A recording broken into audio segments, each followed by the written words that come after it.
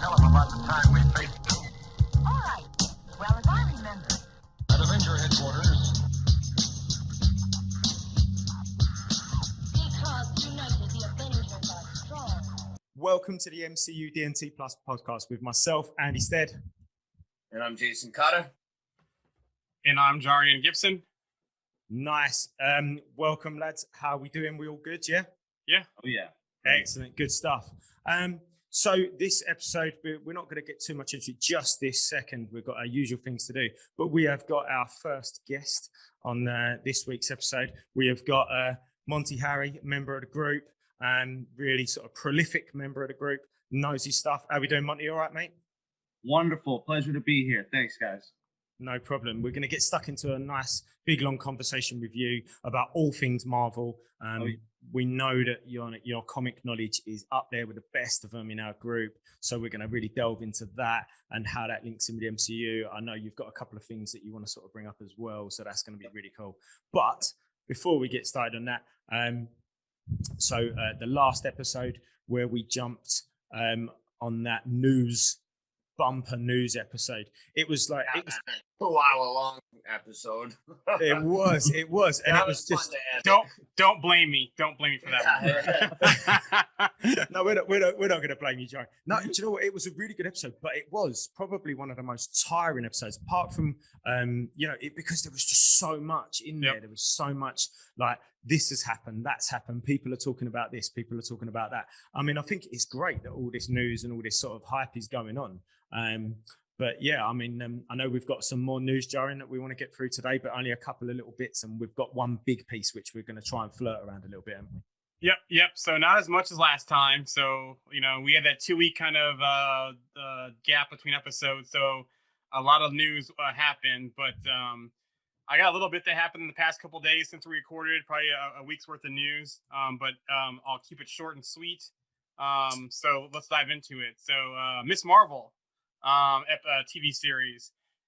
It's rumored that Captain Marvel will appear for 2 episodes, so we will see Carol Danvers possibly in Miss Marvel. But is that how recent is that? I didn't hear that. this was just last week. Yeah. So Wow. Just Yeah, came out so- last week. I heard about that too. Yeah, so she's rumored to appear, which I'm not surprising because Miss Marvel is basically a fangirl of Captain Marvel in the comic books and cartoons, and ends up Danvers is a mentor to her, so I'm not surprised and they'll have her show up. But most of the rumors is around her stunt double showing up, so we may not actually see Brie Larson, but we may see the stunt double in the Captain Marvel costume. Well, that's what I was just thinking, is how are they going to do it? Is it a full-on cameo, or is it we're just going to see Captain Marvel in the background fighting or something, and then Kamala Khan's just watching her like, oh, I want to be like her, and get that little history and backstory to it. And that's what it could be too. Yeah, I don't know if we'll get like a full interaction, but I could see more on the lines of some kind of her watching her or something similar to that. I was thinking the same thing. So me with my dates and my thinking, and I don't know if this is going to be another Before one of your you news the dates though, wait. Is this going to be one of your news pieces? Yes. Go on. The bad news about Miss Marvel though is that it's possibly delayed, and it's possibly going to be coming after Hawkeye, meaning that we probably will not see Miss Marvel in 2021. It's probably going to be an early 2022 show now. Right. So linking those 2 pieces of news, is that why though it's been delayed? Because they're waiting for Brie Larson to be available to record some scenes. Possibly, that could be a possibility, or with the pandemic rearing its head again, and things picking back up as far as cases in Delta, there could be some other delays on production maybe. Do we I'll see know if I if can she's find more working? details. Do we know if she's working on any other projects or anything like that right now? Or doing maybe anything Marvel related or anything? Brie Larson, I don't know. So on that Yeah, one. I've actually, That might be. I haven't heard anything of her outside of MCU in a little while, so it might be though. It might. Yeah, all Brie Larson news that I've heard that she's been working up and getting jacked for Captain Marvel too. So Nice. That's good. Good. Because looking at the dates, I was having a conversation with somebody on the page today. They're just literally, if they're not going to overlap on do a double episode on a Wednesday, Yep. or they're not going to release on not on a Wednesday, they're going to release on a Friday, which we know that What If's going to be on a Wednesday. We know that's 10 episodes. Yep. We know it's starting on August the 11th, next Wednesday. So that takes us right up to October. We know when Hawkeye's been released. We don't know how many episodes it is, but we can assume that it's probably 6. There just literally isn't enough Wednesdays in the rest of this year because we know that Miss Marvel is 6 episodes. Yep. So there's not enough in that little gap. There's only a 5-week gap. So unless they're going to overlap the ending of What If with the beginning of Miss Marvel or the beginning of Hawkeye with the ending of Miss Marvel, then there's just not enough Wednesdays in 2021 left to get all the shows in without them overlapping. It does make sense. And I think if we've got Doctor Strange coming out in March next year, that does leave a bit of a barren patch between January, February, and I think Doctor Strange is at the end of March. So around that time. 3 months. That's a long. I mean, you think how well we've been treated this year, when it's almost every week. Yep. Yeah, exactly. And Yeah, we've they've been been just going back to back. So that's a good point. I didn't even think of that, Andy. And so it also helps too for next year because instead of having that 3-month gap, you can put Miss Marvel in between there, early 2022, and not worry about having that big gap until Doctor Strange Multiverse of Madness. So it could be that'll strategic fill some also. time. Yeah. Yeah. Instead of having, yes, we'll have a small gap this year in September, in October a little bit after What If, but I'd rather have that small gap then than a big gap beginning of 2022. Yeah, and you got to remember in that gap, Mhm. we're getting Eternals. Yep. So, that's right. Yes. After we've got Shang-Chi during What If, then What If will finish, and then we've got about a 2-week break. Then we've got Eternals, and then we've got about a 3-week break. Yep. And then we've got Hawkeye. So there's a that gap. actually makes sense with the Eternals thing. That might be a big reason why they're pushing back. If they're gonna start making some connections when coming with the Eternals, with the Inhumans and the Celestials and all of their experiments and stuff. That's a big part of Kamala Khan's backstory. In the books at least. So they might be trying to avoid a spoiler for the movie or vice versa. So that's good thinking on that. I hope we get Inhumans, please, and do it right. Yes. I would say, honestly, just go into it like they wanted to originally. Just forget that 5-part little show or whatever even existed because we've already have. So it's not like they've got to retcon anything. No, just forget about it. Forget it. Yeah, it never happened. Exactly. What are you talking we'll about? Look the other way. All right. Go on, Jarian. What's next? So I'm not going to touch too much on this Black Panther 2 news because I know we're going to talk some Black Panther with Monty. But there has been a little Easter egg that's gotten out to where T'Challa appears to be dead in Black Panther 2. Set photo columns read, T'Challa, our hero, 'twas an honor, Wakanda forever. Yeah. Someone translated the Wakandan language from the set photos, and that's there. So not going to touch on that right now, but we'll touch on that when we talk with Monty here in a little bit. That's a good one to get into later because I got some theories on that. So WandaVision, not necessarily WandaVision news, but the writer from WandaVision is going to be reteaming with Marvel for a mystery show on Disney Plus. We don't know what the show is, but there's rumors that there's about 10 episodes or 10 shows in the works for Disney Plus, and some of those names include Ghost Rider, Nova, Secret of Warriors, and Young Avengers are all rumored. Now, if he's coming from WandaVision, I could definitely possibly see him doing Ghost Rider, maybe. Yeah, with but even Young Avengers, he's already laid the groundwork with Billy and Tommy and stuff. So it's a possibility. Which that blows my mind that if they do Young Avengers as a series, I thought they were going to go movie with that. I think it fits better than the series. It's just because I do, but I wasn't expecting it. Yeah, exactly. I think it'll give them more time to explore them and play with them long term.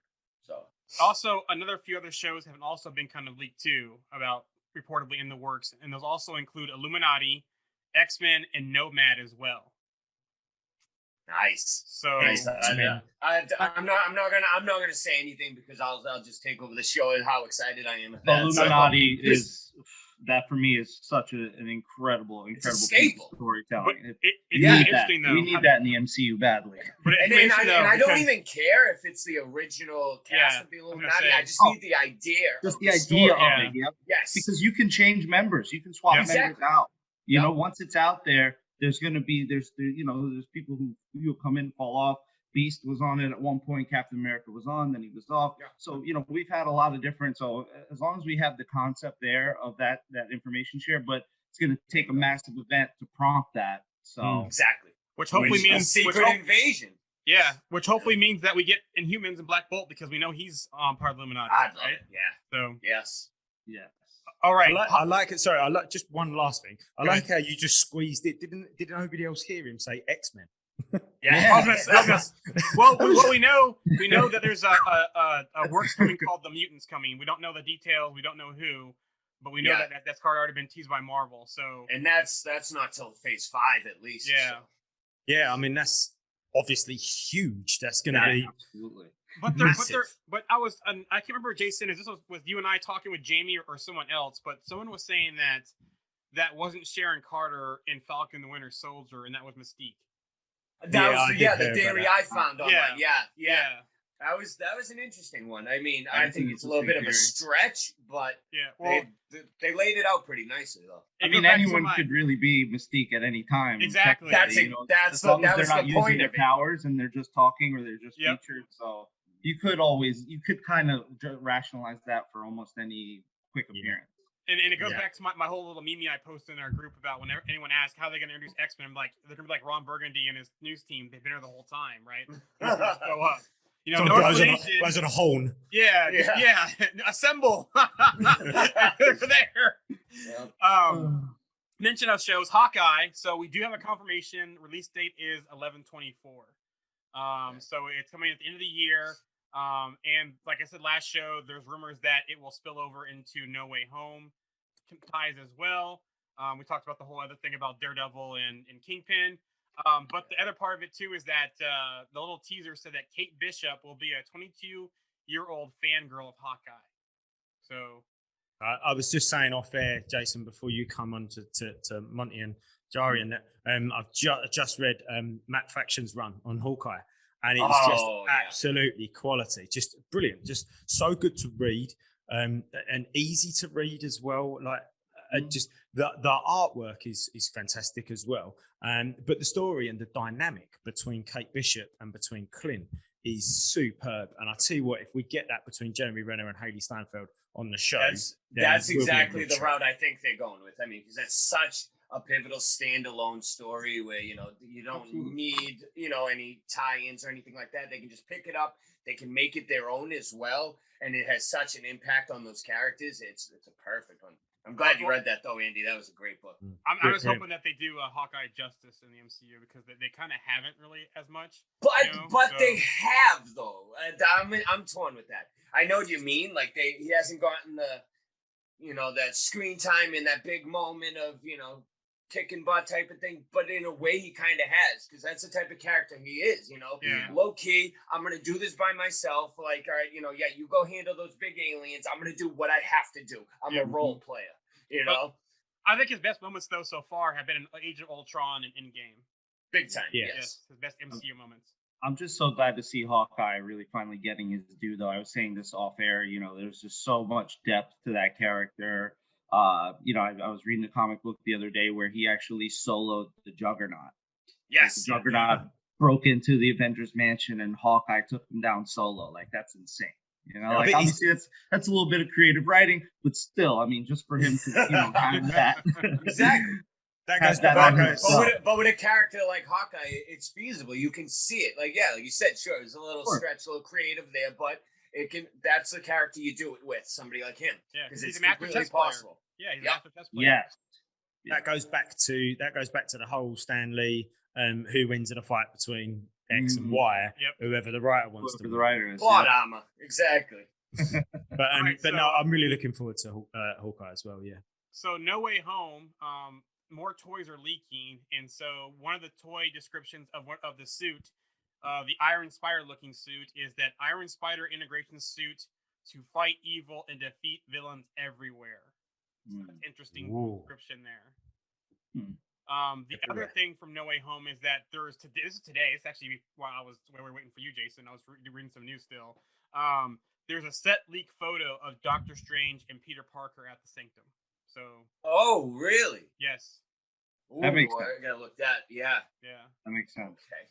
So Nice. next news, Black Widow here. I know this is kind of a trigger warning for some, so I'm not going to go too deep on this. I'm just going to read the news. We can move on from this one. Scarlett Johansson is suing Disney over Disney Plus release. Right. Disney is pushing back, and what's being reported is that Feige's stance is he's a company man and not prone to corporate shutdowns or shouting matches. But it's being reported he's angry and embarrassed he lobbied Disney against the day and date plan for Black Widow, preferring the big screen exclusively and not wanting to upset his talent. And then when the shit hit the fan, the movie started tanking. ScarJo's team threatened litigation. He wanted Disney to make it right with her. But piggybacking on that, more news has come out that Emma Stone is not happy about Cruella due release, and Emily Blunt is not happy for Jungle Cruel's due release. But The Rock, Dwayne Johnson, is reportedly staying out of it over Jungle Cruise. He's actually happy with it. That's what I said about him. He's not the type to get in the middle. He's the type just not my problem. Take what I can get. Exactly. You know, he's focused on the next thing. He doesn't dwell on that stuff. So yeah, my only comment on that is this: how's this going to affect shows going forward? Especially with the Shang-Chi release coming up here next month. And right now, that's his theater only release, but we know there's hot spots rising all over with Delta. So is that going to change as well? So something to keep an eye on, and how this impacts future releases. Absolutely. Speaking of Shang-Chi, go ahead, Andy. No, I was just going to say, I think one thing to remember about all of that behind the scenes stuff that goes on with contracts and these companies and these actors and their lawyers and solicitors and all of that is that it's not our problem. Well, it's not our problem, totally. But we know about that much. Yeah, exactly. We know so little. Yeah, it is. That we just. It's. I mean, we've tried to limit comments on the group and not shut down posts. I don't mean that, but just stop talking about it because, like Jason said, it's not our problem, and really we should just be more interested in watching the content. If we did know enough that we'd be able to affect it, we wouldn't be sitting on a Facebook group. We'd be in those meetings. Exactly. I mean, so you know, it's like we know nothing. Yeah, we know next to nothing. We shouldn't worry about it. So that's why I just wanted to get that sort of message out there to anybody that's listening, that's on the group, to understand why we've sort of said, look, we're not going to focus on that in this podcast, but be on the group as well, because we don't know and we don't care. Yeah. So it gets redundant throughout the group when we see the same posts over and over. And you all know that we try to, you know, keep things fresh and try to eliminate duplicates and stuff. So that's also a part of it as well. You know, we let 2 or 3 in that were kind of fresh with the news of it, but now let's move on. There's plenty of other stuff that we talk about in the group. That's it. So which really quick, I just wanted to take a moment to speak on behalf of the members and say thank you guys for that. All the mods, all the admins, like you guys do an exceptional job with curating the content, making sure that we don't see those same posts, that we don't see that toxicity, that we don't see those things that could really drag the group down. So keep it up. Thank you, mate. Thank you, Monty. That means a lot, man. Yeah, definitely. So I didn't want to get that much time on Black Widow and that, but moving on. Speaking of Shang-Chi, and yes, it's Shang-Chi. Oh no, my Boston accent will always say Shang. Yeah. So will mine, Jason. Yeah, I'll never not say Shang-Chi. Well, reading the same thing too, but then hearing it and watching the different videos and people talk about it, it's like, okay, I've been saying it wrong. And with my name being the way it is, gets butchered, I want to make sure I'm saying other people's names right. So, but there was a featurette that came out that had Kevin Feige in it. Also some things from the movie. But the nice thing about Feige said in the featurette is that Shang-Chi ties to Iron Man in the 10 rings. So going all the way back to the first Iron Man, the 10 rings, the people who Obadiah paid to kidnap him, there's a tie there. So it talks about how Iron Man set up Shang-Chi. So I wonder if we're going to see any throwbacks in the movie. I'm glad they're throwing back to that and not just throwing that Mandarin tie away. So I'm glad we're seeing that. Maybe we'll see some flashbacks or some ways to tie back. Well, that's the thing. By doing that, they actually, they've actually made room for themselves to get really creative with it. So I'm interested to see how they go about it, actually.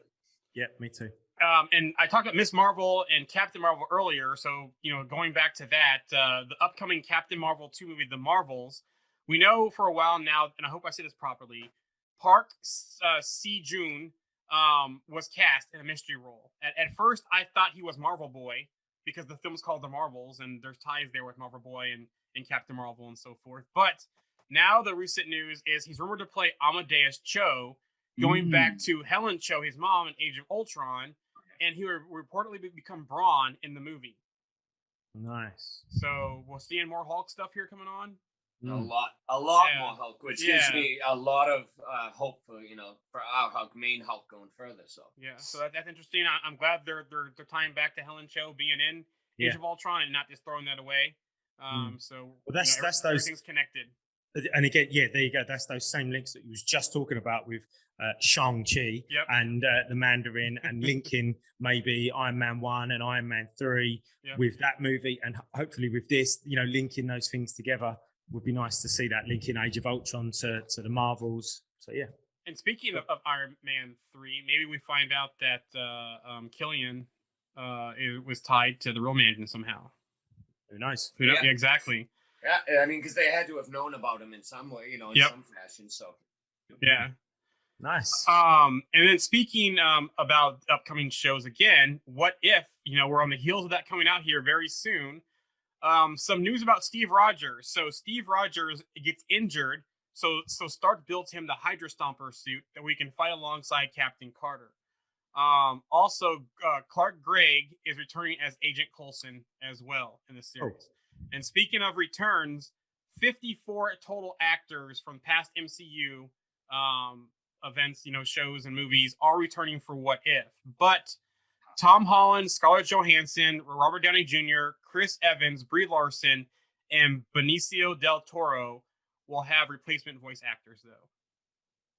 I mean, understandably, too, for the most part. I mean, when you think of it business-wise, those are probably the biggest money, ones there. And they're the ones, most of them, for the most part, are the ones that are moving forward out of the MCU now. So, And the new actors coming in are going to be in the show too. So Marshala Ali for Blade, he'll be doing the voice as well. So Cheeto will be there, as Rhodey. So the only notable ones so far is the ones I named. So that's what's going on with What If. Almost done with the news, so a lot shorter today. It's about 3 more things here. Next one is Loki. So it was interesting that Disney sent out a survey to get people's to kind of gauge people's interest in characters from season 1 to figure out who will return for season 2. So I was just reading that, Yeah. And then I mean, because that was a big thing where there was started to be an uproar kind of because people were saying that Sylvie wasn't going to be in season 2. Yeah, it was kind of going back and forth. So so I think they want to kind of make sure they know what they're doing, and that's a good call. I applaud them for that. And then just some random stuff here. One for writing and showrunner, another one for not MCU specific, but it's tied to Marvel. The first one, Marion Dayer from Better Call Saul has been tapped to be lead writer and showrunner for an unannounced Disney Plus role or Disney Plus show. So don't know anything about that. Yeah, so we'll see what comes from that one. And the last one, not Marvel or MCU. I'm sorry, not MCU, but it's Marvel and it's Spider-Man related. Kraven the Hunter movie reportedly cast another Spider-Man villain. They are eyeing Jodie Turner-Smith of Queen and Slim to play a villain. No news on which villain, but she's been eyed to be a villain alongside Kraven. Who was that? Jodie Turner-Smith. Yep, and she's notably known of Queen and Slim. I don't know that. Okay. So excellent. So are you up to date, Joe? Yep, that's all the news for this one. So wow, not as much of the 2 hours as last time, but still. I love that. No, it's all right. Yeah, and it's nice though. It's nice to get all those little snippets in and just discuss those little snippets in a little bit more detail. Okay, brilliant. Jason, is there anything that's been going on in the group that you want to just bring everyone's attention to before we get on chatting to Monte about his stuff? Not too much. I mean, because we just had the episode the other day, so a lot of it overlapping. The 25,000 mark we hit, stuff like that. Yeah. Still, moving a lot of good posts going on. Monty, actually, I'm not sure if I mentioned yet, but the character breakdown style post he's done, that one on Kang, I literally just copy and paste it for people now when they ask about it. So you guys look up those. There's plenty of them. A lot of other members now are starting to do cool posts along those lines. So some great stuff going on. Nice. Good. Excellent. All right, then. So, like we said at the top of the podcast, you've heard his voice a couple of times breaking in between Jari and Jason and I. But we've got Monte Harry joining us today. He's been a member of the group for quite a while now, a prominent member of the group. We approached him to come onto the podcast because of his clear knowledge level of Marvel in general. And especially the comics background, whenever there's a question that kind of relates to where the MCU has got its sources from, did this happen in the comics? You see that quite often on the group. Did such and such meet such and such in the comics? My go-to, if I don't know, which, 5 times out of 10 I won't, I'll just go, Monty, sort this out. and I'll tag Monty. And you know what? And there's loads of things that we've all, myself, Jari, and Jason, and the other modmins, and plenty of other people have interacted with you on the group. So that's why we've got you on. We thought a new voice for everybody to listen to. So Monty, just give us a little bit of background in regards to your Marvel kind of life as such. So, first of all, thank you guys so much for having me on here. It's definitely a pleasure. It's, I don't really get the chance this often to shoot the breeze with some guys that really, know so much about Marvel like you guys do, and definitely really appreciate the opportunity. So just about, kind of my background in Marvel, it started when I was a kid, probably like early 90s. There's a few events I really can point out. One was seeing, just being with my mom in a newsstand and seeing a Fantastic Four comic in the newsstand. When's the last time you saw a comic in the newsstand? Yes, those old spinner racks. Yeah, exactly. Exactly. So I just saw, I was like, I just was drawn to it, and I made my mom buy me like 2 or 3 of them, and that was definitely part of the hook. Definitely video games were definitely a big part of it for me too. The early like Captain America and the Avengers game for Sega Genesis. I played the heck out of that game. I played it in the arcades. Spider-Man, the arcade game. Just a lot of because I'm a pretty big retro old school gamer too. So that was a big definitely a big part of it for me as well. And then from there it was the cartoons. As you guys know, I'm a big comic head, so I'm not going to speak to that too much. I got into comics like I mentioned, with the Fantastic Four. But what really like broadened it for me, honestly, and what really added to my knowledge, I would say, is remember the Marvel trading cards? Yes, the tops. Like yes, energy level 4, durability, and all their stats. Exactly. I had stacks of those things, and I just would read them, and it all just stuck in my head. And then I was just like, wow, that's a cool character. And I knew all these characters before I had even read them in the comic. Same. So then from there, I started hunting them out, and then I was able. So I had kind of this wide knowledge, and then I was able to hone in and then learn different things. And then so fast forward 25 years from there. I've amassed quite a bit of some comic book knowledge. So then tell us about that moment then. That moment in 2008, I believe it was May 2008, when you saw Iron Man, and then you stayed, of course, to the end credits, and you saw Samuel Jackson turning up as Nick Fury and said that you're part of this bigger thing. Tell us about, and not just that moment, obviously, it probably stretches a little bit longer than that, but tell us about that moment that kind of went from this big love of the characters, the comics, the cartoons, the games, to then going, oh wow, this is actually going to be a thing, live action thing, an MCU thing. We didn't know it was called that at the time, but you get my point. So tell us about that. Yeah. So actually, the moment for me was even before that. It was seeing the trailer for Iron Man because I hadn't been keeping up. I was, I was, I actually had, like you, I had, everything's ebbs and flows in life. You're not always like the. I wasn't always like, dead into comics. There's certain times in my life where I wasn't. It had come at one of those moments where I wasn't keeping up with any of the news, anything like that. And then all of a sudden, I'm in some other movie. I don't remember what movie it was, but then it was coming attractions, the coming attractions before. And then I just see Iron Man flying around looking absolutely sick in the suit. Like it was the part where he's flying versus like the fighter jet. Yeah. And he like, he like breaks the sound barrier and that little cone of like air or whatever rushes around him. And I was just like, exactly. I love how you have no idea what the movie you were actually there to see was. Yeah. But you remember that Iron Man moment like it was like just yesterday. Like that yesterday. Yeah. I think as well, news didn't. I mean, we sound old now, and it wasn't really that long ago, was it? 13 years ago. But 13 years ago, news didn't travel like it does now. No, it just didn't. I mean, I remember, the sort of the internet in 2008 just. Was we still on dial-up? I don't know. I mean, probably wasn't on 2008. No. We were just probably DSL, starting to get cable. News certainly didn't move like it does now. Like if I went back to Jari and said, Jari, find me some more news, he could find me some news like that. Yeah.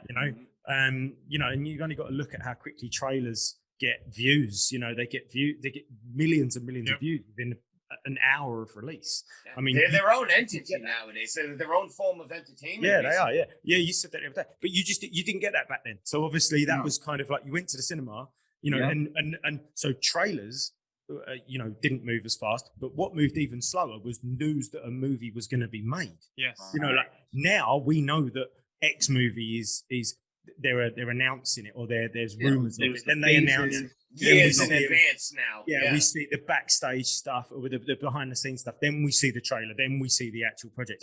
Back then, I mean, unless you was really, really, really in that dialed in, Well, that's also too goes to the studios and stuff is they've kind of capitalized that and taken advantage of just hyping these films, and that's become part of their their street market for it, and just getting the fans involved and interacting with us and keeping it on our minds. They saw like how excited the fans would get in theaters when we'd see a trailer.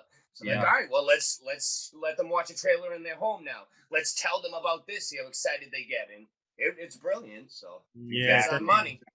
And then that prompted me really to kind of brush back up and get back into my comic book the world. Excitement comes all over again, right? Yeah. You fall in love all over again. It's really there's that moment that just kind of gets you.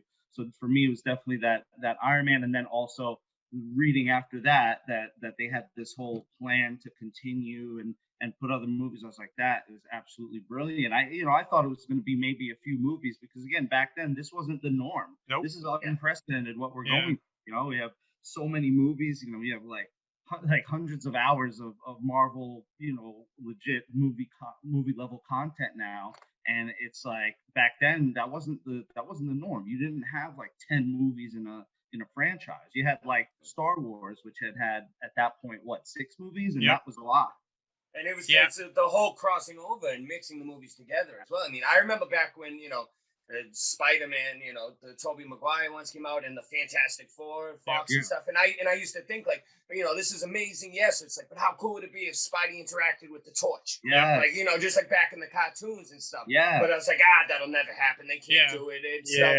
So I was the same with seeing the Blade trilogy. It's like it'd be cool to see Blade and Ghost Rider interact. Yes. So you've had those. I mean, we've had. You look at those movies that you just mentioned. This. Star Wars, but they're still the same movie, aren't they? They're still the same characters. Exactly.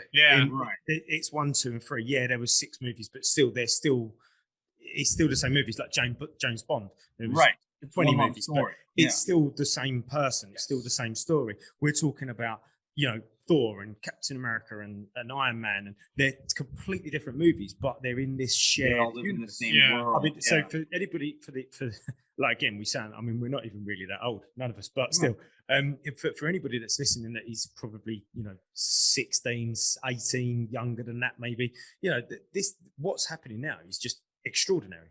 You know, this just didn't happen. It. Cherish it. Definitely. Yeah, definitely. Definitely. It's unprecedented. And, hopefully we'll see other franchises kind of get it together, hopefully, because I want to see similar things from other stories, Dark Horse or DC or whoever else, So yeah, that's what I love about see them. Yeah, I think they can.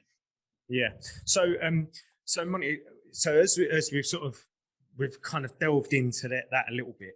So as the MCU went on, so you obviously then started going back and reading things again and brushing up on what you'd learned when you was younger. But as the MCU went on, we've spoken about this a couple of times, me and the guys, about whether it's better to not know what's going to happen, but have an idea of what could happen, or whether to just not know anything and just watch. Do you know what I mean? Yeah. So having that kind of knowledge and of these stories, because so 2008, 2009, there's not really been a great deal of stories in the last 10 years that have been produced that haven't been. They're starting to tell stories now that are slightly newer, aren't they? But back. Then these were all stories that were released in the 60s and 70s. So was it, knowing kind of the direction that these stories were going to take, do you feel like that was an advantage to you, or do you feel like it would have been better if you was like, I don't know what Marvel is, and I'm just watching these great movies? I think that having the knowledge, having the background, having the which builds an appreciation. I think that allows me to enjoy it a little bit more. I don't necessarily mind so much. Definitely. Listen, I will say it definitely, like, it kind of sucks sometimes when it's like, oh, you've put all these hours in, you've read all these things, and then they just totally go a total different direction with the story. And you think, you're like, all right, I got this one down. Like, I know all about Captain Marvel, and then they're like, oh no, actually, this is what we're gonna do with her power set. It's actually gonna come from the Infinity Stone instead of, and from the Kree, and from this explosion, as opposed to what they did with the in the actual comics. Or there's a bunch of other examples of situations where they just totally went a different direction. So, but it's good too, because it's like, it would get stale and boring if they just replicated the comics. Like, you can't just copy the story and then put it. Although I think some of those stories are really, really good and should be told and should kind of be left alone. Yeah, exactly. Yeah, exactly. They should be left alone, but for the most part, I really am happy with what the MCU has been doing and the direction they've taken. Nice.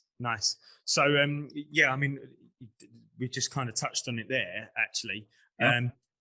And you kind of went where I was going, and you didn't quite go, and then Jarian almost made you go somewhere. And now I'm going to definitely make you go somewhere. So go on, give us other than, let's not talk about Taskmaster. I've just had enough of No, that. no, I know. We're not. I was not in there. I know. I'm not going there. I know. But Money, other than Taskmaster, I haven't said that. I don't know. You might have really liked it, but let's not go into that. Has there been any moments in the MCU that you've watched and you've gone, you have absolutely butchered that? Extremis. Extremis. Yeah. I was thinking Hulk. Moments, characters, or anything like that compared to the comic. And also for anybody that's listening that hasn't read the comics or doesn't read the comics, explain why it worked in the comics and why it didn't work in the MCU and what that kind of crossover was. Do you know what I mean?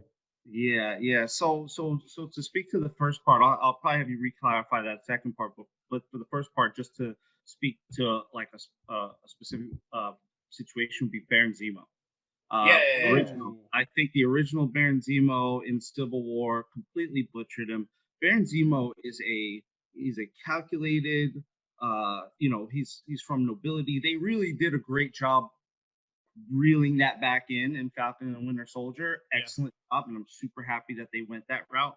But when they introduced him in Civil War, it's like he's got this vendetta based on, they killed his family. Like listen, the Baron Zemo, anyone would be mad about that, but that's not what drives Baron Zemo. Exactly. Right? Baron Zemo is a big picture thinker. He's an organizer. He's got chess player. He's a chess player. Exactly. He's on par with the Red Skull. He's on par with any of these other. Well, that's the other part of it. They made it so anybody could have been done what he had did. Yes. Basically, anybody would have vendetta and just. Any Sokovian could have been pissed off and done the same thing. They didn't make him unique enough. Special. Baron Zemo in Civil War. I think that was a big. Big loss. And then another example I would say where they went a weird direction was with the Red Skull. The Red Skull he's an epic. He's a prolific Captain America and just villain in Marvel. I mean, he stole Charles Xavier's brain. Like, the guy is just on another level of dastardly, villainry and switch bodies even. Yeah, exactly. So he's another brilliant, genius, calculated villain that has a lot of depth and has a lot of a huge amount of story in the comics, a lot of history, a lot of lore, and they just made him a stone keeper of the Soul Stone randomly, and he takes the space gem and he ends up by the Soul Gem. Like, going off of the MCU's obvious big problem of one-timing villains and stuff. The reason why these characters like Red Skull and Zemo, the reason why they're so, they're returning characters in the books is because they're so amazing at being villains that you cannot just one-time them and kill them. They get away and then they come back and then they get away again. Sure, you can save the day, but you ain't beating them, and it's tough, and that goes back to my Marvel villain problem that I talked about in that one-off episode, is that they need to stop just nerfing villains and changing villains to make the heroes look better, because a great villain makes the hero and the story even better. And so hopefully they start learning that lesson, as they go forward. I think the Red Skull thing, if I remember rightly, I don't think Hugo Weaving was that enthused about playing him again, which I know obviously doesn't stop Marvel from continuing with him, because they recast them anyway. They already did. It was Ross Marquand, wasn't it, from Walking Dead? Yep. Yeah, who nailed played it and absolutely nailed it. So I mean, I can see them bringing him back, and I mean, we know nothing about Captain America 4, but if there was a chance to do it, maybe that might be it. I don't know. I could see his daughter. I would love to see Red Skull up against Sam. Like, I can see it being his daughter. Yeah. Honestly. Yeah. Sin? They brought Sin. Yeah. Sin, like his daughter. They maybe do a storyline where, he had a daughter this whole time. She looked up to her father. Father disappeared. She hates Captain America for it. She's brooding. And then she becomes like the Red Skull or something. Exactly. Like that, and then goes that route and maybe duplicates the same formula that gave her father the powers. And that would be a movie I'd watch. Or steals from Ross the formula he has. Yep. Yeah. Or Ross gives it to her. Ross gives it to her. Maybe she's the Zemo in the Thunderbolts. Maybe, who knows? She replaces Zemo and becomes a Thunderbolt, because I don't think Zemo's going to be down with that program in the MCU. Okay. Right. So I think you kind of answered the second part of what I was saying within the first part. All right, so we've done that bit. What about then, on the flip side to that? What about a moment that's happened in the MCU that has been, and I don't just mean a scene, because I think there's been some fantastic scenes, that have been dragged straight from panels of comics and gone, boom, there you go, have some of that on the big screen. But I mean a moment or a story or a character that has been taken out of the comic and put on screen on the MCU, that has absolutely nailed it and worked perfectly and made you, as an avid comic fan, just go, yeah, that is the character that I remember. That's the voice that I remember reading in my own head or hearing in my own head. Yeah. Give us an example of when that's happened, because there must have been. So I want to give this example. I don't remember exactly how he was saying it, but it actually was in Falcon and the Winter Soldier. It was when he finally dons Captain America, and then the dialogue he has at the very end where he's like chastising the congressman, but he's also being still himself. I think that was so true to Falcon, Captain America, when he actually took over the mantle and had the shield of Captain America. I thought that they wrote him. if you close your eyes, you could actually hear it as Captain America speaking, and that's how Falcon gets in the comics. He really has that maturity because, remember, Falcon's a sidekick character. That's where he started. That's where he was relegated to for the majority of his, of his comic lore and history.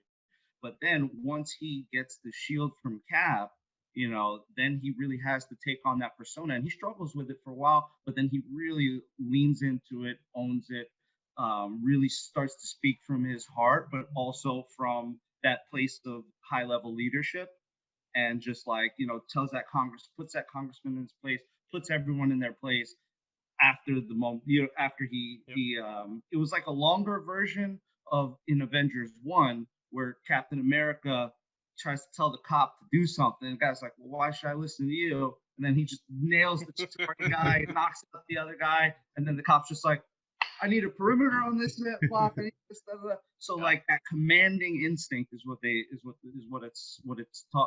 would call it. So and then you really see that come out. So that for me was very true to the comic moment that I think was just nailed Falcon and was just played out so beautifully. Yeah, that's a great example. I do wish though sometimes they left Falcon as Falcon and let him lead as Falcon, because Falcon was still a great character.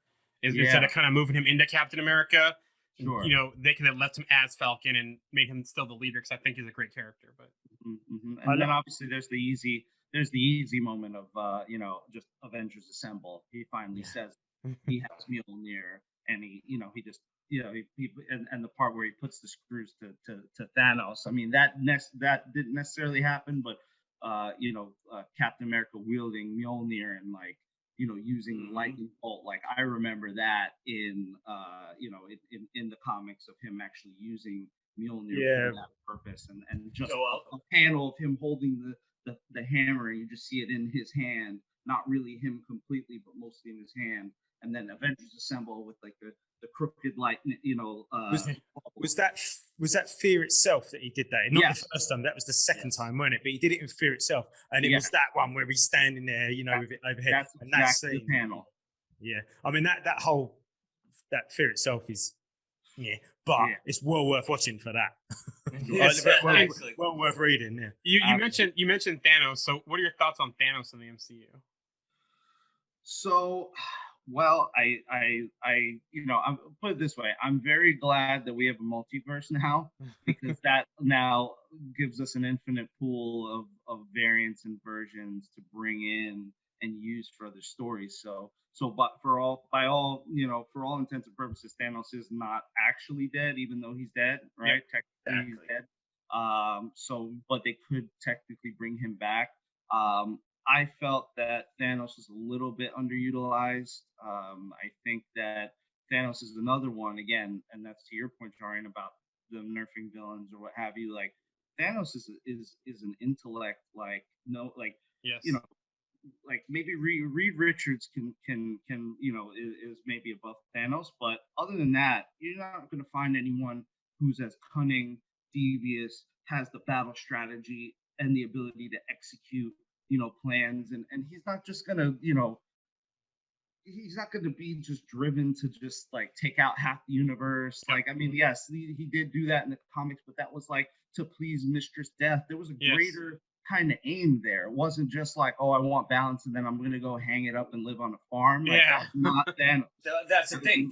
Thanos isn't. He's not a that type of evil villain where it's just $100 million or I'll kill the world type of thing. Like, it's so much depth into him and why he does things and how he does things.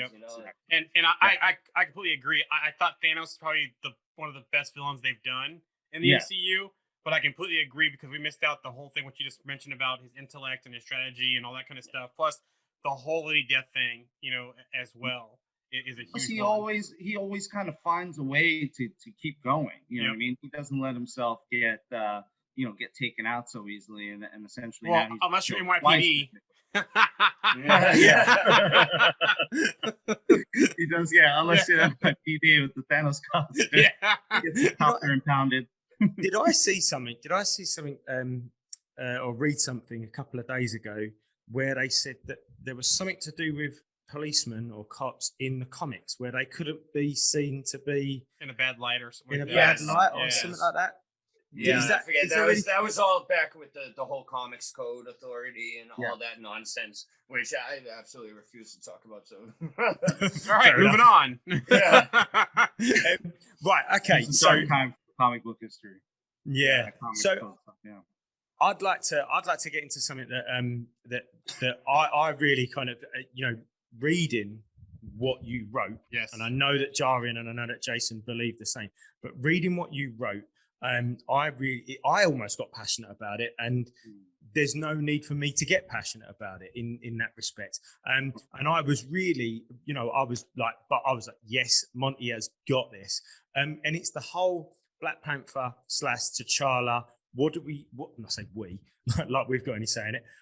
What does Marvel do? What should they do? What approach could they take? And the reasoning behind that. And I've mentioned it numerous times on the group about the fact that you've got a fantastic outlook on this, and I'd really like for you to share it with everybody that's listening now. Of course, yeah. So I am pro recasting T'Challa, essentially as soon as possible.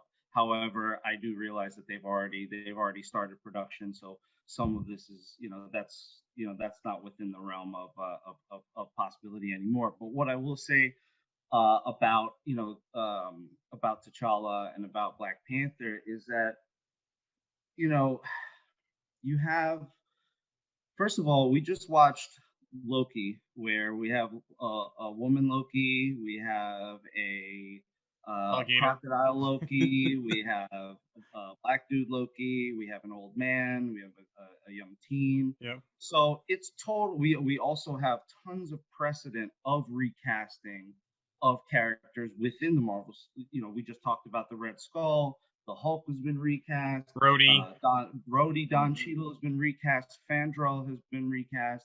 So it's not, a lot of people are very passionate about not recasting T'Challa and giving it to Shuri and whatnot. And, and I think that's just not, the right way to go about it.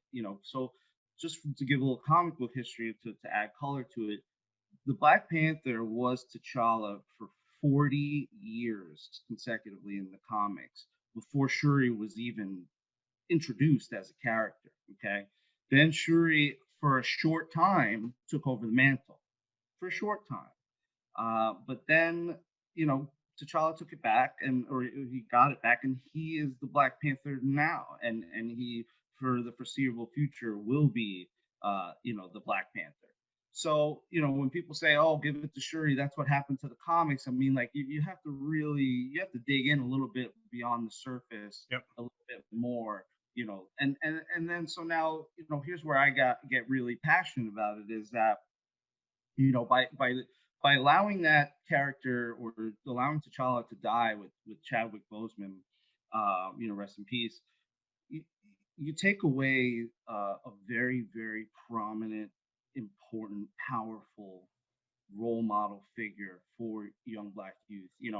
As a comic book fan, and watching the cartoons and growing up, I remember as a kid, like, you'd be on the playground, like, yeah, we're playing X-Men, and like you're playing pretend or whatever, and it's like, yeah, I'm Wolverine, and I'm this and I'm that, and and then I'm like, who am I, Bishop? Like, Bishop's like, is in like one episode, like, it was just growing up seeing all these characters, and they were always either throwaway characters, or they were one-offs, or they would be in for one episode. They never led their own series. They never had their own feature. And then now you have, finally, we've made, a significant amount of progress to where we have one of the highest grossing, Marvel films of all time, led by a pretty much all Black cast. And the crew. And crew. And the main character is a trillionaire, not a billionaire, trillionaire king. Richest Marvel king. Yep. King.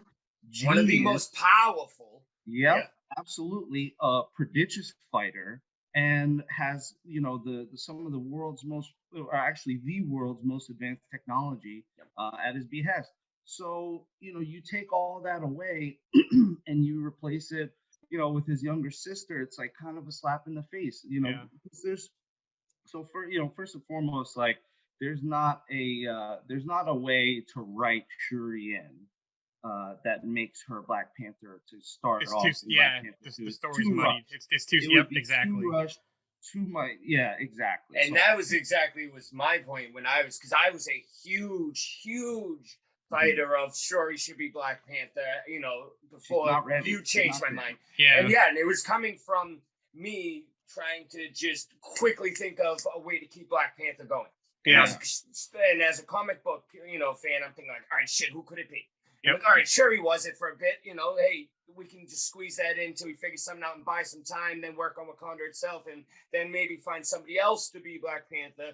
But then once you and I discussed it, and I forget which post it was, but it was a big one about that. And after you had, went down and wrote it all out for me, and I was reading it, and I was like, shit, Yep. right. Like, He was, because think about this. It would be the same thing where because Storm was probably the second most prominent Black character in the comics, right? Mhm. It would be basically saying Storm was in a couple movies in Marvel, the actress died, and they replaced Storm with a male. Right. And that's taking away the role model for Black girls. Absolutely. And there's and then you want to talk about representation, like there is, like we've made a lot of progress. There's a lot of great female and specifically Black female representation in Marvel already and on the way. We have Ironheart on the way. Yep. We already have the Dora Milaje. Yep. We have Monica Rambeau, Yep. who's completely untapped, who is such a powerhouse. Yep. If you read Tip of the about iceberg. Spectrum, we haven't even scratched the surface with her. We have Shuri. We have all these. We have a bunch. We have Storm on the way because, as we talked about, X-Men is coming along. So I think that there is a good amount of representation of powerful, strong Black females. I think I want to continue to see that the strong Black male being a role model, because you look around the world, you see especially in America, you see all these these Black Lives Matter and all these different protests and all these different incidents that have happened along the way. And I think that no one could use a strong Black male role model than young Black youth, especially in America. And that was the part that really got my mind changed. Because obviously I'm not a Black male. But the people who watch the videos know that. But so my way of thinking of it was just like, all right, like I said, we need to get somebody to take this mantle so we don't lose Black Panther. Yeah. And and Shuri, to me, I was like, well, she's a Black person. I didn't think of the whole young males and young boys looking up to a character. Yeah. I was just thinking of, just getting her in there quick. And then once I slow down, you made me slow down, backtrack, think of the logistics of it and all the reality of it. It clicked. And that's where we was just before you carry on, Monty, before we came on air, we was talking about this. And I was just saying, I think, again, I'm in the same boat as you, Jason. As a white male, it's not there. It's not in the front of your head. You're just not thinking in that way. Yeah. And it's that's because we aren't that. So exactly. That's exactly what I was saying on air. And that's not bad. That's not, you're not a bad person because you're not thinking like that. But you shouldn't then sit there and feel like you can solve these problems because you're not thinking that way. You have not got that context that Jarian, Monty, other guys of that heritage. And that's exactly you just don't think about it. You just don't. Even me, who's a huge comic fan, and I get all this comic knowledge. I'm not that. Like, I'm not a Black male, so I can't put my mind into that atmosphere and stuff. Yeah. Even though I know beyond enough about T'Challa and and all this, but I don't know what it's like to be a Black man. Which is when somebody like this gets when like Monty's idea was put across in the passionate way it was, you just go, of course, like I know why I didn't think about that, but that just makes absolute sense. And it's like what we said earlier, we're not supposed to understand, we're supposed to shut up and listen. So and that's why Monty really changed my mind about the direction, because I wasn't on the pro Shuri train, I was on the pro Killmonger redemption story train. Yeah, I'm like because Michael B. Jordan is a big actor and doing some great roles out there. They kind of left Killmonger open. There's a lot to explain going into Black Panther 2. You know, what happened to Wakanda during the snap? You know, what happened? Was anything happening when T'Challa was snapped? The whole because that was a the 5 year herb, count. the herb as well. There's all kind Yep. of things to explain about Wakanda, because Wakanda got destroyed basically in Infinity War. So there's all that to explain, and then to try to rush Shuri in, I'm like, yeah, maybe Black Panther 3 they kind of bring her along possibly if they don't recast, because I was not on the pro recast T'Challa train. I was on the pro Killmonger redemption story. Let him do it type of thing. And honestly, I think for Black Panther 2, I think that train is moving more, because I've been on the thought that What If is going to have major impact on the stuff going forward. And if you've seen the trailers for What If, they're trying to change Killmonger's story. Right? They're trying to show him in a different light. You see him with Tony Stark, in Afghanistan, I think it was, where he got taken, in Iron Man 2. Then you see him again riding rhinos with the border tribe in Wakanda. So I think Marvel or MCU is trying to rehabilitate his image to at least have him be either it'll be acceptable when they do roll him out. A Killmonger redemption story, or like Monty was saying, recast Michael B. Jordan as multiverse T'Challa. Yeah, it just makes the most sense to do that. But I think that, you know, in terms of merging all of this into one coherent path for Marvel or theory, I think what we end up doing, or what would be best, is we have Killmonger, you know, wake up, however much time has passed, you know, elapsed, and we find out that, you know, T'Challa, in his infinite benevolence, decided to save him. We already have precedent of Bucky Barnes being rehabilitated and being put into stasis. He was put into suspended animation for a time at the end of Civil War. In Wakanda. Yes. Yeah, in Wakanda. He says, I can't trust my mind anymore, were his exact words. And then they put him under, and then we see further of him actually being rehabilitated, working with the Dora Milaje, Okoye, I believe, to get himself kind of back up to speed. So there's precedent with that. To add too, look at Ross in Black Panther 1, right? T'Challa took a bead off his necklace, put it in his back, saved his life while they could get him to Wakanda to save him. Who's to say T'Challa didn't do the same thing with Killmonger? Also, Killmonger's his blood. Yeah. Also, too, the recent casting, right? The recent casting I talked about, I think not last podcast, but the one before, where I think it's Madame Slay. In the comics, Madame Slay does what? She helps heal Killmonger. She uses the resurrection altar to literally that story. Exactly. And who's to say she's not instead of being an enemy in the comics, she's a ally in the movies, and that's who T'Challa went to help save Killmonger's life. Exactly. So. We could go. Yeah, exactly. We could do that. We bring him back. I think that, you know, Shuri can be it eventually, coming either at the end of Black Panther 2 or in the beginning of Part 3. I think a cool arc for her would be, you know, because here's the other reason that Killmonger makes the most sense right now, is that he is the only living person left with the heart-shaped exactly what happened to the body. Yep. It's all been burnt away, and that stuff, you know, you can't just go down to, you know, Walmart or your local, you know, shopping store and get some heart-shaped herb, you know, along the way with your milk and eggs. Like, no, like, you got to go deep in. Well, that's also too going on the Shuri thing of when I changed my mind and I started really thinking about it more. It would honestly be a slap in the face to the young females as well, to just throw her into T'Challa's role and be like, oh, she can't be her own hero, which I think she actually could. I think if they do make her, you know, a more prominent, you know, character, let her have her own series where she's, you know, using her tech and her brains and, you know, along those lines. It already sounds like too that she's already the smartest person in the MCU currently. Exactly. So currently right now, because Tony Stark's dead. So. Well, even when he was alive, I think she was kind of on that level. She was definitely on par. Yeah. Exactly. I mean, he kind of won up there with the whole figuring out time travel. But, but other than that, he definitely. She definitely. They go back and forth, I feel like. Yeah, but you definitely, with that post, changed my mind about it. You know, I am saying, you know, recast him down the line, multiverse or whatever. But my wild card for Black Panther 2 is M'Baku. I don't know why. Yeah, I loved the way they cast him between Infinity War and Black Panther 1. Just the way he's been, he like was one of my favorites of the movie. So he's a But- great. you know what I was just thinking though, Monty? Like you were saying about with the whole Killmonger thing and using the multiverse kind of as a loophole for this. What if they pulled like a Freaky Friday thing just to buy some time for recasting?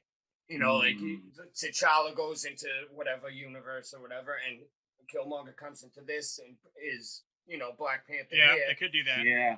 And then when they're ready to actually find somebody to be T'Challa, they have it come back, and that's they use that as an excuse.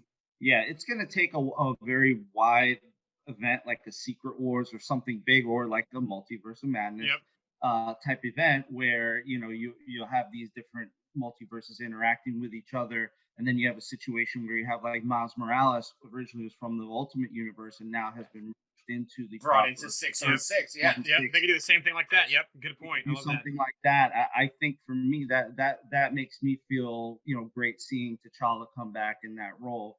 But yeah, next best thing other than the recast would be again putting letting Killmonger at least inhabit the role temporarily, because the other thing is like the Black Panther is a prodigious fighter. Sure, he can't fight. Yep. She got one hit KO'd. One hit, KO'd by Corvus Glaive with one kick, and then the other time was we have Killmonger tossing her on the ground. He was about to kill her. He walked right through her little Panther guns like they were nothing, and that's all we have. And the other thing is she's just going pew pew pew like in the final scene in Avengers. Like she looks badass doing it, and it's great, and I love to see it, but that's not what a Black Panther is. A Black Panther is a prodigious fighter, and I've trained in multiple martial arts. I've trained in Japanese Jiu-Jitsu. I've trained in Krav Maga. I've trained in Judo. Is an incredible amount of work and effort and time, and you can't just fast track that. That's not how that works. So I just posted this on the Instagram the other day, but this is one of my favorite Black Panther covers.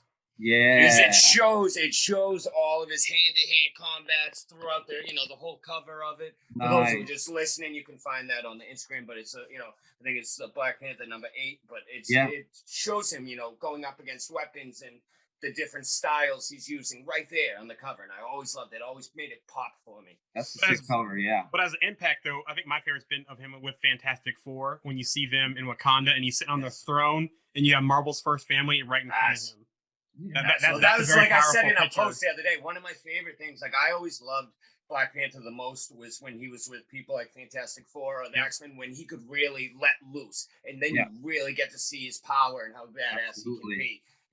As much as his street level stories, there were some powerful stories there and they were interesting and stuff, but he's on a level when it comes to skill and fighting and power that he needs to just Right, exactly. And Shuri's just not there yet, so we need to advance her. One last thing before we move on from the Black Panther thing is that I thought years ago, I feel a little bit different about it now, if I'm honest, but then it might be because of the movies, and you'll understand. Is I always thought that this was before Chadwick Boseman, that John Boyega would have made a really good Black Panther. This was before the Star Wars movies. This was when I didn't know him much before this. I knew him from one movie, and that was Attack the Block. And you probably haven't. I mean, you might have seen it. I don't know, but it's a British film.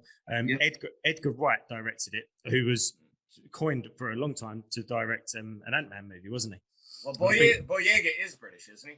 Yeah, he is. Yeah, he is. Yeah, British of African descent. Yeah.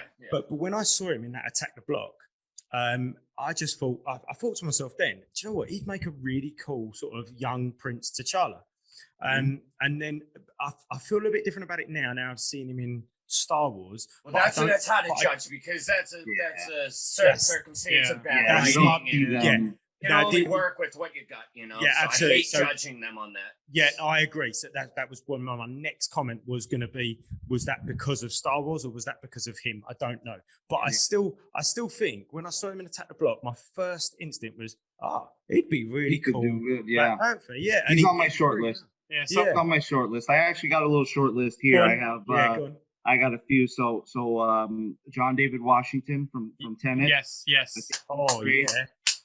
There's another guy. He actually was one of the original names floated around the same time that Chadwick Boseman got the role, but David Oyelowo, Yes. he played Martin Luther King in Selma. Yes, I always thought he was. Yes, I always thought he would be good for that role. Yes. Yeah, because he's got. I mean, if you play Martin Luther King, I think he brought that majestic, that leader. Yeah. Yes. Absolutely. Yes. Wow. Yep. Shit, great call. So him. I also think. So you could also go with Omari Hardwick, who's the guy from Power. Yeah, he's a solid one on that. I thought about him. Just now I'm getting down in the lower part of the list. I also think Edie Gathegi, who played Darwin, might be a good. He played Darwin in X-Men. Yes, I think he might be a good one. Because another thing I was trying to be thinking too is like I think that it should longevity. I think it should be someone African too. You know what I mean? I think that would be cool. That would be a cool culture and heritage. You guys mentioned John Boyega. I always thought John Boyega would be perfect for Blade, honestly, for some reason. And then Mahershala Ali as T'Challa. Yeah. Yeah. Ali, I don't hate that. I like that. I like Mahershala Ali. I really like the Darwin idea. Yeah, so do I. I never thought of that before. That would be great. Because here's the thing: is like that's all throwaway now. That's not canon anymore. Nope, it's not. Exactly. So we're gonna reboot into the MCU. That's already age-wise, he would be right about perfect now. It'd give him plenty of time ahead to stay with the character for a while. Exactly, and he he's good enough age so he could go along. He could grow with the role, just like Tony Stark did, like Robert Downey Jr. did with Tony Stark. Yeah, I think that's my favorite right there is him. So that's really my short list. Nice. In addition to John Boyega, that's my nice. So speaking of John David Washington. Oh, actually, I'll wait. Are we done the Black Panther subject? Or are we going to talk about that? I think so. I think we can move on from that. So I have a nice transition here then. So what are your thoughts on this one, Monty? Yeah. There's been rumors that Fantastic Four, they're going to go more ethnic with the roles. It's been rumored that the first family is not going to be looking like the comic books, but they're going to go more ethnic, more ethnic family, more diverse family. In some ways, it does make sense. He Who Remains. Kang? Yeah. Well, even before we saw He Who Remains and Kang, there were some rumbles about it, and they picked up. And people keep throwing out there John David Washington as Reed Richards. I don't see it. I don't either. I don't see it. I don't see it either. I mean, I saw him in Tenet, great action star. I don't know if he's believable as the smartest man in the entire universe. Yeah, I love him. He plays more. I see him more, like you said, like T'Challa, like a more badass, legal stuff. I loved him though in Black Klansman. I loved him in that movie, and then I also really liked him in Ballers, the HBO series with The Rock. I loved him in that role. Ricky Jarrett. He was the best. I mean, Tenet was good. I didn't mind it. I mean, I wasn't amazing. I didn't think it was just very confusing, but he was outstanding. And I'd love to see him in the MCU in some capacity. Oh, absolutely, for sure. But what are your thoughts on them changing the first family? So my thoughts on that. So I'm a little torn on that because it rubs some people the wrong way, but I have a kind of a stance on on race swapping, gender swapping characters. I don't hate it. It's cool. It's good. They do it right sometimes. Like Miles Morales, Spider-Man was a great example. But also, like sometimes it's like it can feel a little bit like forced. Like they're just like they're only doing it to try to keep up with the times and not to be true to the character. Like I think they should just cast whoever is really nails the role. Yes. And that's what I would really like to see best of all. However, I wouldn't want them to push to have I wouldn't want them to say, all right, Reed's got have that goal in mind. Yeah, exactly.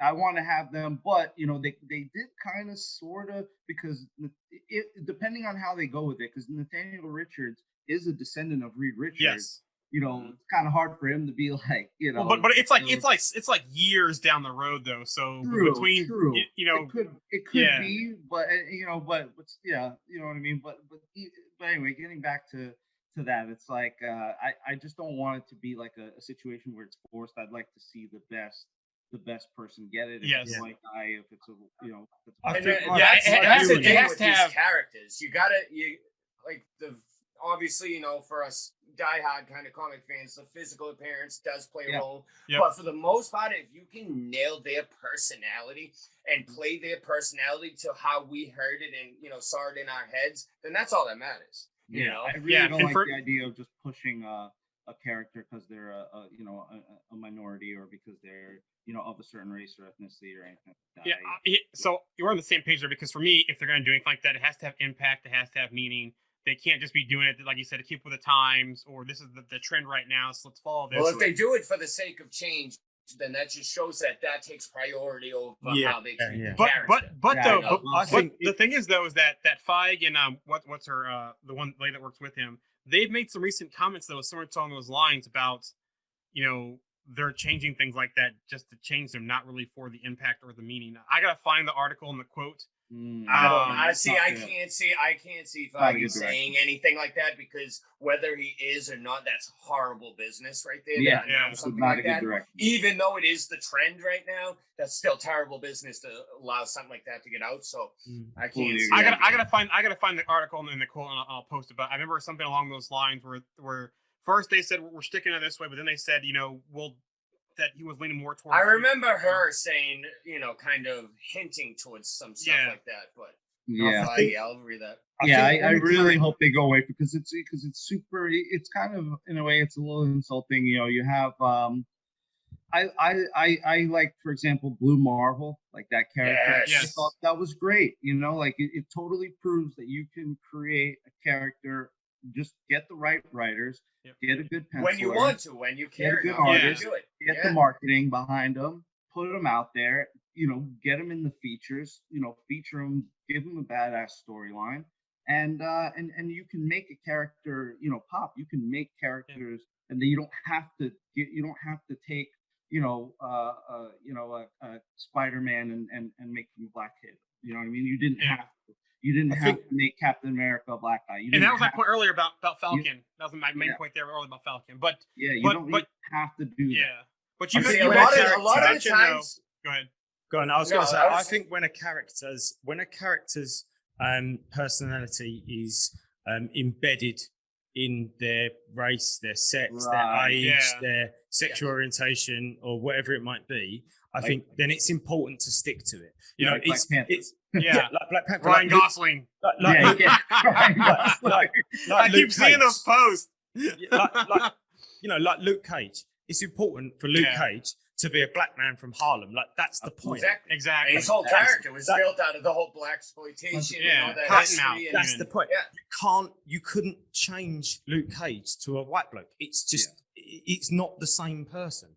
I'm trying to think of a white character in the comics as a similar sort of example to that, where him being white kind of makes the difference. Like, I don't know, Tony Stark being a privileged white person. I don't know. I'm not sure where I'm going. You get where I'm saying. No, I know. I totally get what you're saying. If their personality is steeped in those things, they should start. And it doesn't have to just. It would be like Natasha Romanoff being anything other than Russian. Russian, exactly. Or a female.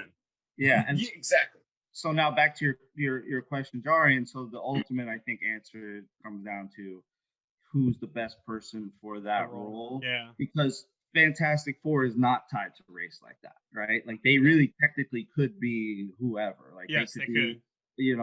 There's no like like Johnny Storm and their brother and sister, Johnny Storm and Sue Storm, but that they don't even have to be the same race. They could be adopted. Yep, just like they did with the recent movie. The recent parents they could be parents from previous marriages. Stuff like that. So that actually the most recent movie proves that perfectly, because that was not even a priority on people's tongues that there was a black Johnny Storm. I mean, sure, there was that small group of idiots. Yeah, but everybody's main priority was like, this movie just sucked in. Right. Okay. Because we've been chatting for ages.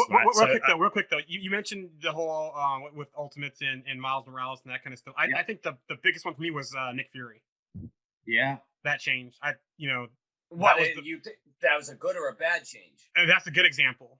Absolutely a good example. I think that was a perfect fit. Yeah. So for people that don't know, the original Nick Fury was a white guy, Colonel Nick Fury from the Howling Commandos, but in the World War II, and that was in the 616 universe, wasn't it? And then in the Ultimates, the Ultimates universe, which came around in the sort of 90s. Am I right? Yeah, came around late 90s, early 2000s. Late 90s, early 2000s. The writers and artists actually asked. No, or did they ask Samuel Jackson? They didn't. No, they didn't.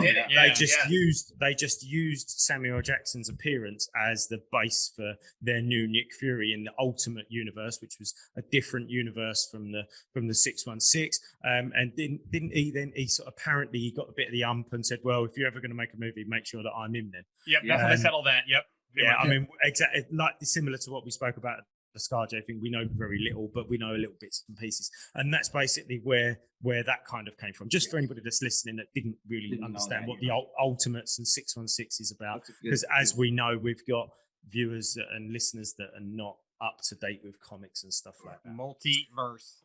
Exactly. So before we go, we've got a fun little thing that I prepped Monty to do for you guys really, but I'll come in as well.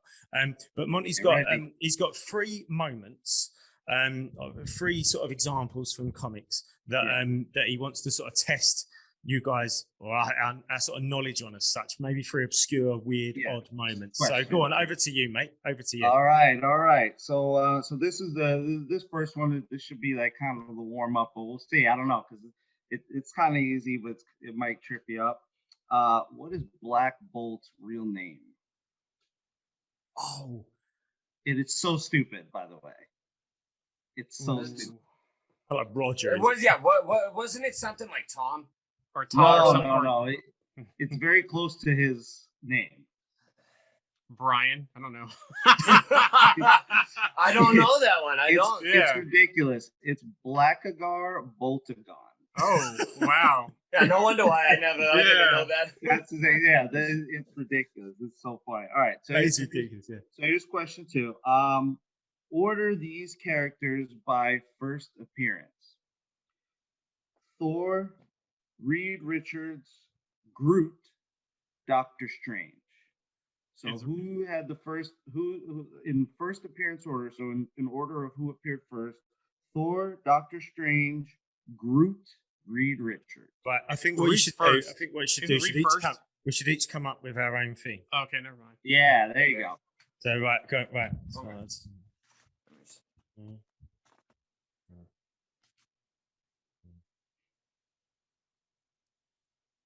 Right, that was I've got my 4. I mean, I got mine. I don't know, but I'm gonna guess. Yeah. I got it. So anybody that's listening, sorry for that little blank. Get your guesses. Right. So this is. I'll tell you what I've got. I'll go first, and then Jaren can go, and then Jason can go, and then Monty can tell us the answers. So I'm going Reed, Thor, Strange, Groot. Jaren? I have Reed, Thor, Groot, Strange. Groot, Thor, Doctor Strange, Reed.